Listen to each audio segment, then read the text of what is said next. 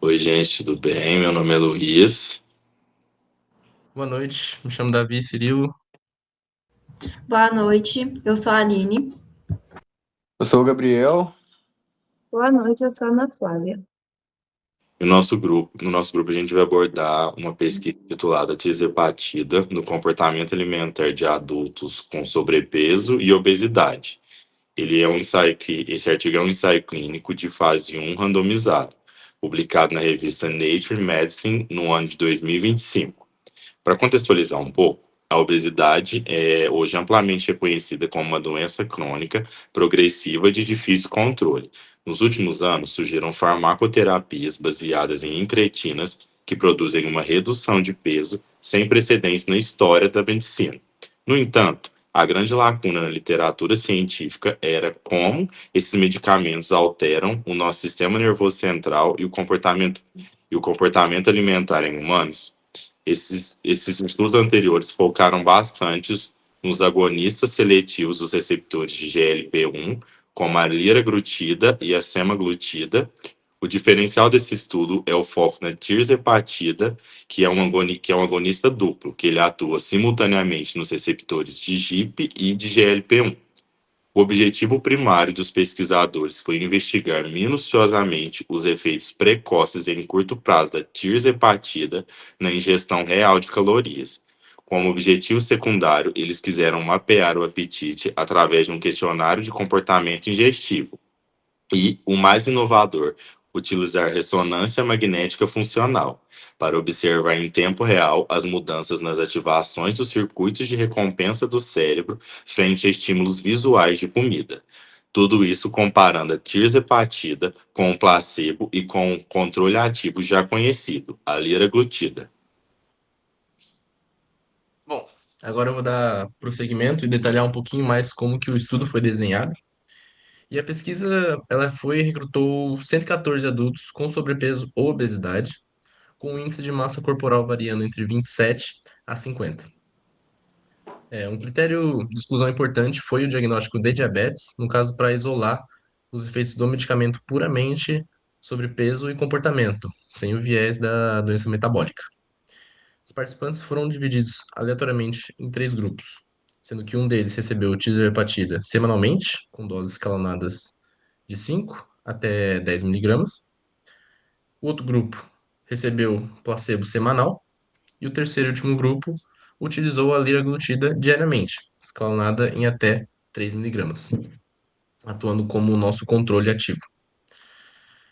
O período de tratamento durou 6 semanas, com avaliações complexas ocorrendo no início do estudo, na terceira semana e na sexta semana. O método utilizado para medir a ingestão de energia foi extremamente rigoroso.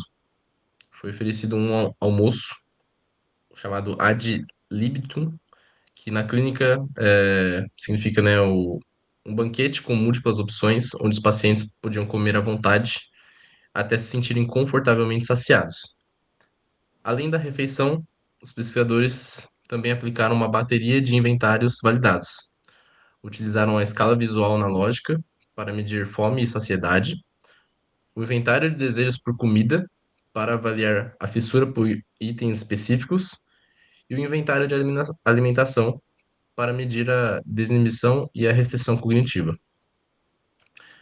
Para coroar a metodologia, os pacientes foram colocados numa máquina de ressonância magnética funcional, enquanto viam dezenas de fotografias de alimentos altamente palatáveis, como por exemplo bolo, pizza, fast food, sorvete, etc., intercalados com outros objetos comuns, para medir exatamente qual área do cérebro acendia quando eles viam a comida.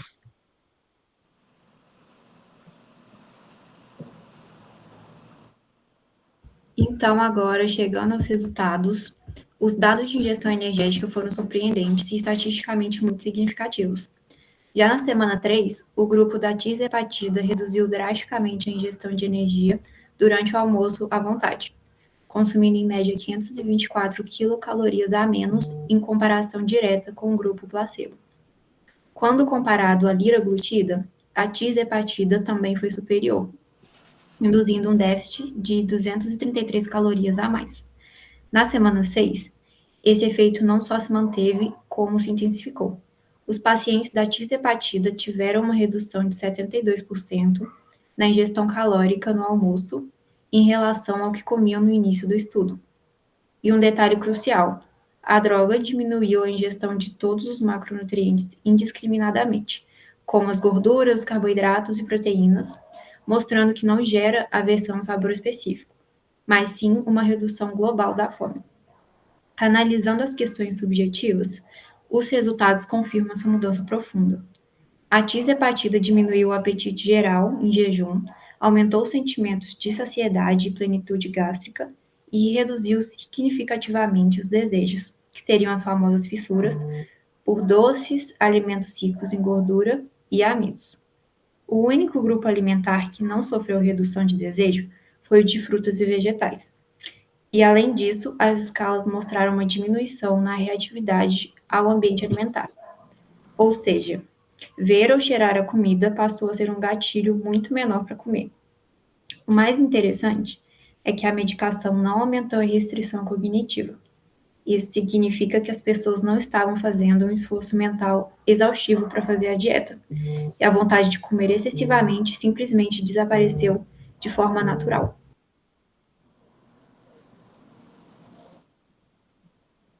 Avançando para os resultados de neuroimagem, que é o grande diferencial desse trabalho, a ressonância magnética comprovou fisicamente o que os questionários indicavam. Na semana 3, em comparação ao placebo, a tirzepatida reduziu de forma significativa a ativação cerebral em resposta a fotos de alimentos ricos em gordura e açúcar. Essa redução ocorreu em regiões centrais para o controle do apetite, emoção e recompensa alimentar, que foram o giro frontal medial, o giro cingulado, o hipocampo e principalmente o córtex órbito-frontal, que é a área que codifica o valor de recompensa da comida. Em termos práticos, o cérebro parou de ver o alimento hiperpalatável como uma recompensa irresistível.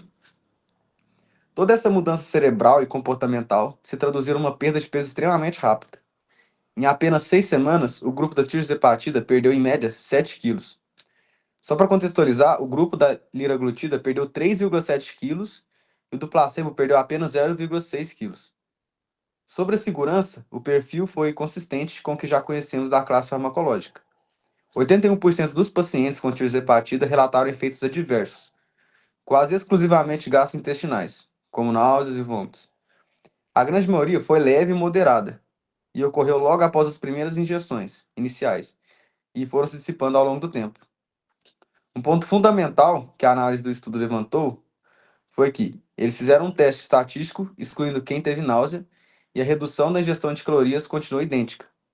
Ou seja, as pessoas comem menos porque o cérebro perdeu o interesse na comida, não porque o estômago estava embrulhando. Para finalizar nossa apresentação, é importante entender quais são as implicações clínicas desses achados.